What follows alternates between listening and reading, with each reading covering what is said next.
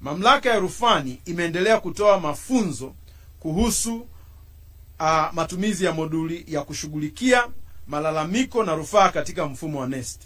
Mafunzo haya yametolewa kwa wazabuni 1693 na watumishi 1739 kutoka katika ofisi mbalimbali za umma katika kanda ya Pwani, kanda ya Ziwa, kanda ya Kaskazini, kanda ya Nyanda za Juu Kusini na kanda ya Kati. Ndugu wanahabari, aidha katika utekelezaji wa azma ya serikali ya kuwawezesha vijana na makundi maalum, mamlaka ya rufani imetoa mafunzo ya kuwajengea uwezo vijana 878 katika mikoa ya Dodoma, Dar es Salaam, Mwanza na Mbeya ili waweze kudai haki zao kwa ufanisi katika michakato ya ununuzi wa umma.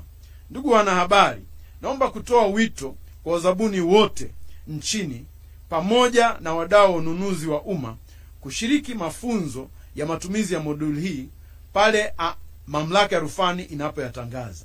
Mafunzo haya yatawezesha kuelewa namna bora ya kutumia moduli hii pale wanapokabiliwa na changamoto katika michakato ya ununuzi wa umma.